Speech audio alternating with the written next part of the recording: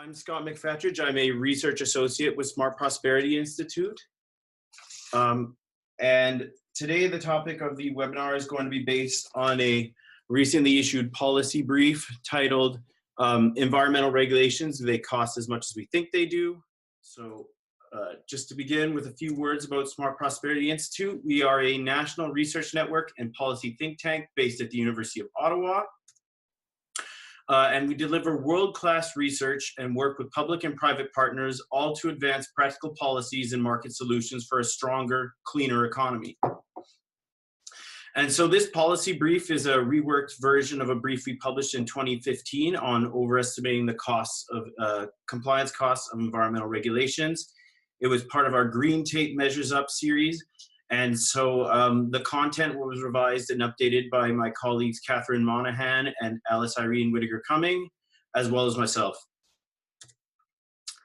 And so the overall approach we took was one, to provide a comprehensive literature review of comparing ex ante and ex post costs of regulatory compliance, as well as the benefits of environmental regulations in Canada, the United States, and the European Union. As well as a set of 5 curated case studies.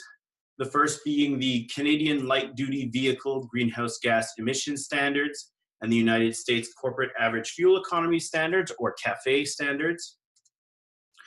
The Canadian Sulfur in Gasoline Regulations. The sulfur dioxide and nitrogen oxide regulations of the Acid Rain Program. We'll be focusing on SO2. The Montreal Protocol. And then finally, the United States Clean Air Act.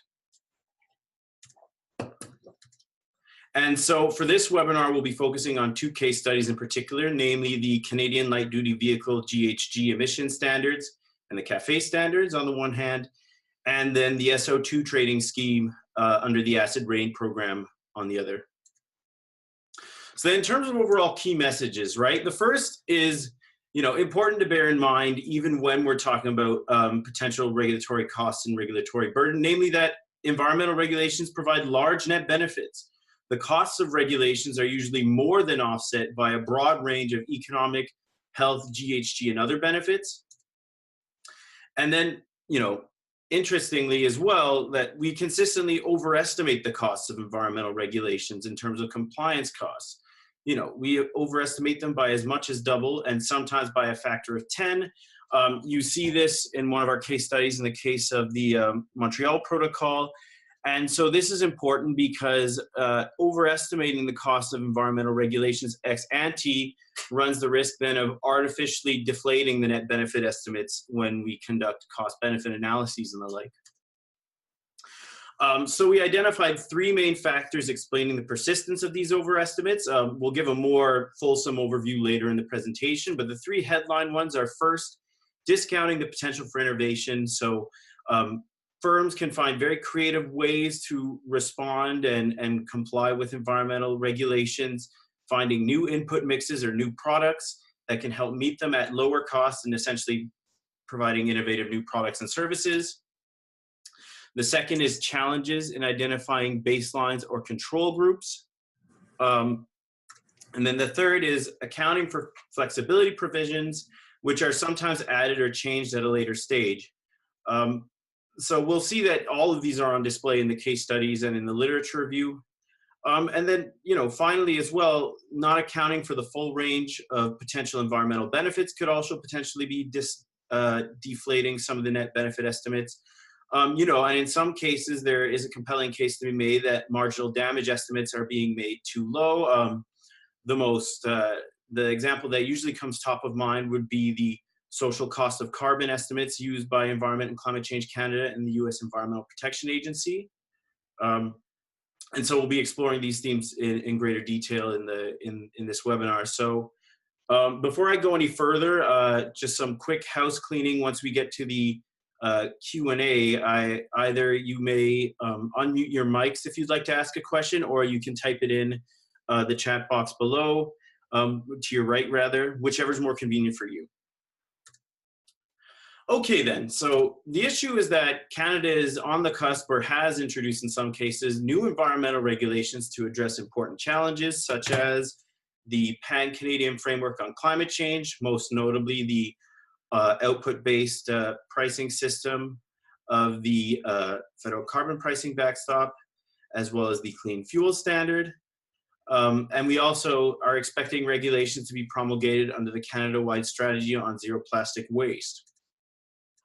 Of course, regulatory agencies in both the United States and Canada are obligated to assess the costs and benefits of proposed regulations, either under a regulatory impact analysis statement or a regulatory impact analysis in the States. But on the other hand, environmental regulations remain deeply contested by some. There's a concern that the cost to industry or the regulatory burden is too high, or alternatively that the cost to consumers will be too high. So this concern about regulatory burden and costs is motivated by what we call in the brief the traditional view of regulation, which is that essentially the firm regulations reduce the set of available options to the firm, so it can be either their input mixes or their production processes, the types of products they're marketing, and that this has the effect of a negative impact on business due to the compliance costs, either reducing wages or profits or future growth, although in other cases it'll be passed on to the consumers in form of higher prices or reduced product selection. The assumption here, of course, is that firms are making the most efficient use of resources, and this may or may not always be the case. So that's an important thing to keep in mind when understanding the traditional view. But to its credit, it does concede that there are still positive impacts on society from a cleaner environment, say due to improved air quality, avoided damages to crops and health from global warming, and the like. So. But in the last about 25 years, this has become increasingly displaced by what's sometimes referred to as the modern view of regulation, or also referred to as the Porter hypothesis. This was introduced by the business economist Michael Porter in 1991. And while there's many different variants of the hypothesis, the essential aspect of it is that well-designed environmental regulations can stimulate innovations which offset compliance costs at least partially, and potentially provide economic benefits. So the idea is that regulation stimulates a creative response from the firm, and they find new ways of complying with the regulation at lower cost through technological diffusion, or again, new improved practices or resource efficiency. And so what emerges on this view is that there's a lesser negative impact on businesses due to slightly lower compliance costs, a positive impact on business from induced innovation, whether in the form of increased resource efficiency or perhaps intellectual property. And then there's a positive impact on the environment from a cleaner environment. And it's even more positive impact because of the fact that the costs are lower than initially estimated.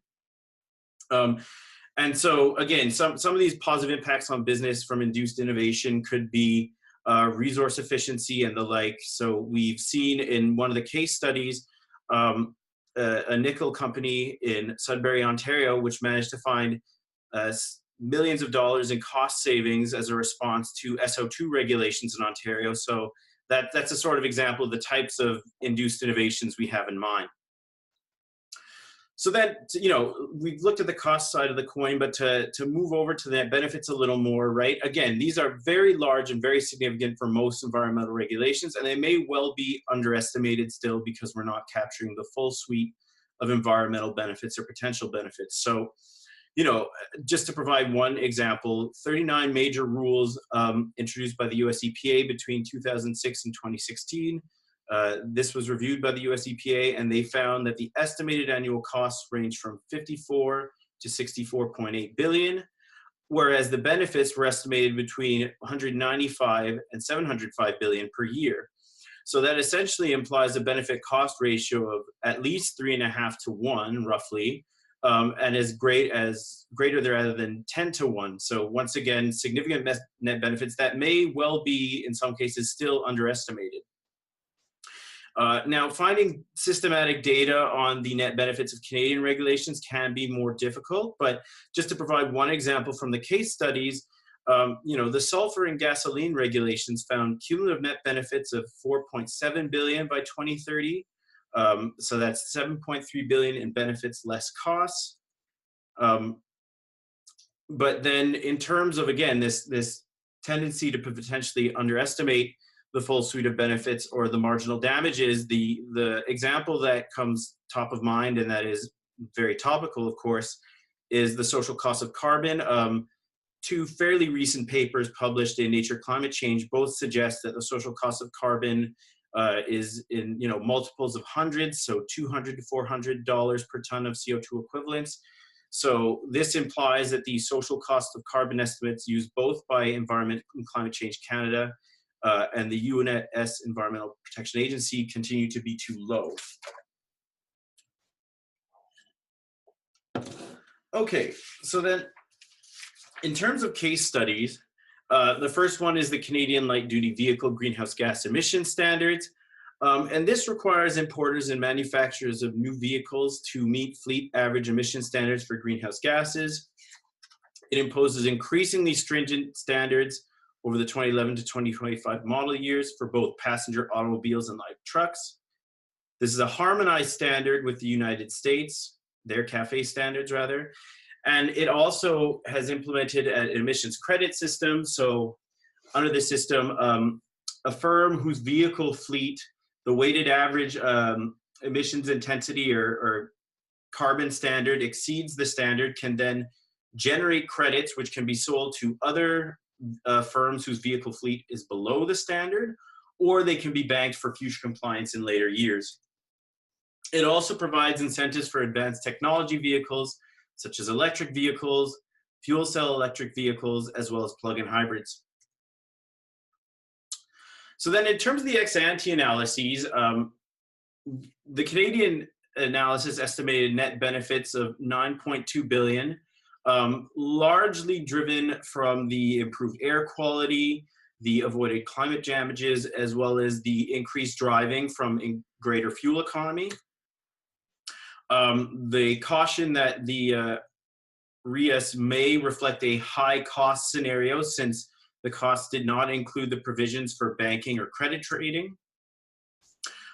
In terms of the environmental effectiveness, it does seem to be quite encouraging, the preliminary or the ex-ante estimates, namely reducing GHG emissions by 15.3 megatons or million tons of CO2 equivalents per year. And the benefit cost ratio is identified as greater than 3 to 1. In terms of US ex-ante estimates, a very similar story emerges. 131 billion in net benefits with rounding, and then total benefits exceeding total costs by about 3.5 to 1. So then the ex post information is still sort of trickling in, but from what we've seen, the preliminary information on compliance and over-compliance in the Canadian context is very encouraging. So we found evidence of significant overcompliance each year until 2016 with banked remaining credits. Now this graph is only for passenger cars, but it basically shows the dashed line here is the grams of CO2e per mile imposed by the standard. The solid red line is the actual compliance rates. So you see there's significant overcompliance all the way up to 2016, in which case the firms then banked their remaining credits. So that's an encouraging sort of initial set of outcome indicators.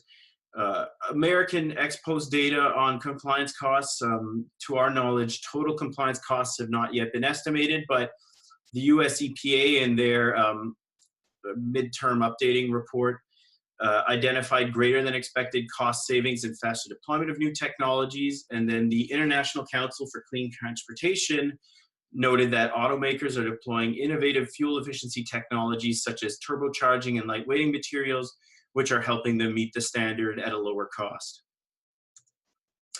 So in terms of case study 2, it's the SO2 trading scheme of the U.S.Acid Rain Program. This was enacted under Title IV of the 1990 U.S. Clean Air Act amendments. It primarily targeted coal-burning power plants that produce NOx and SO2. We're going to be focusing on SO2. So it's essentially a cap-and-trade system, or a system of tradable permits for SO2 emissions where the initial cap is set, it declines over time. Firms that exceed their compliance obligations can sell their permits to other firms, and then the ones that are below the compliance obligations can purchase them. And they can also be banked for future years. So then it's initially set an emissions reduction target of 50% below 1980 levels, or 10 megatons. And then in terms of ex post data for the first phase, which is from 1995 to 1999, the projected costs were about 2.4 billion to 5 billion per year in 1995 US dollars, whereas in fact the realized costs estimated later, were ex post that is, were only around 1 billion per year. So once again, significant overestimation of the cost of compliance. Now, it's been estimated that approximately 50% of these total compliance costs under a command and control program, so essentially almost the trading provisions of the SO2 trading scheme under the U.S.Acid Rain Program save just almost half, of the total compliance costs compared to a uniform performance standard where all factories would have had to reduce the SO2 intensity of their output. In terms of phase two, unfortunately, there were legal challenges and other aspects which complicated a comparison of ex ante and ex post comparisons. For instance, in many cases, the ex ante costs were projected or estimated for, say, the year 2010, whereas a sea change happened in the early to mid 2000s, which complicates an assessment. But there is one retrospective analysis which estimates that in the year 2002, the actual compliance costs were estimated around 1 billion. But this was actually lower than the anticipated cost savings from trading. So about only 26% of the ex ante projections of the cost savings due to trading compared to a uniform emission standard. So it still did deliver cost savings compared to a uniform standard, but it also is important then to identify cases where more optimistic cost saving projections, what might defray those, or what might cause complications. I'd be happy to discuss that in the Q&A, what the particular cases were here. But I will note, though, that the authors noted that the 26% is a lower bound. They weren't able to capture all of the flexibility provisions since it's a one-year analysis. So still significant savings, but it's important to have a measured forecast in terms of the cost savings sometimes. In terms of the net benefits then, this is, again, not an apples to apples comparison given the fact that the program shifted streams a bit in the mid-2000s, but it was estimated that it was going to bring about 100 billion per year in health benefits by 2010. So once again, suggesting very strong net benefits provided by the program. And so that's it in terms of the review of the case studies. If you're interested in the other ones, namely the Montreal Protocol, the Clean Air Act, or the sulfur and gasoline regulations in Canada, I would recommend you to check out the policy brief. And then, so before moving to the larger literature review, I think it is worth noting that there is a considerable Canadian data gap that regulators and analysts are grappling with, right? There's a paucity of retrospective analyses of costs and benefits of Canadian environmental regulations currently. While there's an increasing number of Canadian government publications that are discussing compliance with regulations, such as the GHG emissions performance for the 2011-2016 model year light duty fleet review, there's still room for improvement because, as mentioned, these are usually reporting on compliance and overcompliance with regulations. And while that is a helpful indicator, a lot of the time cost estimates are at least not publicly released, nor are estimates of the realized benefits or counterfactual. So essentially a projection of what would have happened in the absence of the regulation. So that does challenge retrospective analysis in the Canadian context. We do realize that this is an imperfect science and there are challenges with constructing counterfactuals and the like, but we do think that investing greater resources in these three dimensions would provide considerable dividends in terms of improving the quality of ex ante analyses and also tightening the ex post analyses as well. So then, to provide a quick review of these ex ante cost overestimates globally, one of the most recent publications was from Richard Morgenstern in 2018. He reviewed 34 ex ante and ex post estimates of the total costs and or benefits of US environmental regulations. He was able to narrow it down to 12 that were able to rigorously compare both the ex ante and ex post compliance costs. And in these cases, he found that the ex ante costs were overestimated in 10 of the 12 cases. The National Center for Environmental Economics in 2014 published a series of case studies, and they also reviewed 12 of the existing studies on regulatory cost overestimates. Many of these 12 studies were in fact themselves reviewed studies, so it's a very large pool of case studies. And they found that the compliance cost estimates were much more common than underestimates. And similar conclusions have also been found for European reviews of regulatory cost estimates that compared ex ante and ex post costs. So the retrospective analyses all are consistently pointing to this tendency to overestimate the cost, both among industry, but also among government regulators as well. So then what does this actually mean, right? What are the drivers of regulatory cost overestimates? So a few of the most pressing, or the highest priority or the most recurring ones that we found were, one, a lot of regulatory impact analyses are conservative. They discount the potential for innovation, in part because of the fact that they are not able to fully account for learning curves or economies of scale. So sometimes they provide, off-the-shelf estimates of prototype technologies, and they're unable to fully account for those diffusion effects and the economies of scale that might result. And then also in some cases, it may be that industry or the regulators have not had the time to fully reflect on the different types of methods by which the regulated industries could comply with the regulations. So then this is somewhat related. The adopted regulation is not always the same as the one for which the costs are estimated. More specifically, there are times when flexibility provisions are introduced at a later stage of the regulation, which can significantly affect the estimates of compliance costs. So it's important to try to make sure you have an apples to apples comparison as much as possible. This one is also quite important, namely that regulators are often forced to rely on industry cost data. And in some cases, industry may have a strategic incentive to overstate the costs. In other cases, it might simply be, as mentioned previously, that they have not had the opportunity, or they've not been prompted to do a full stock taking of the different ways by which they could comply with the regulations. So, they provide the most readily available example, but they might not be digging as deep as they could. And then finally, oh, sorry, did someone have a question? Okay. Then finally, this is a bit of a technical point, but ex ante cost estimates may also be skewed by high cost outliers. So, if you were to compare the ratio of ex ante to ex post compliance cost estimates, it might be significantly greater than 1, but this might only be driven by a few extremely high cost outliers. So that's another research frontier, is doing these systematic reviews to see the extent to which the ratios do have this skewness.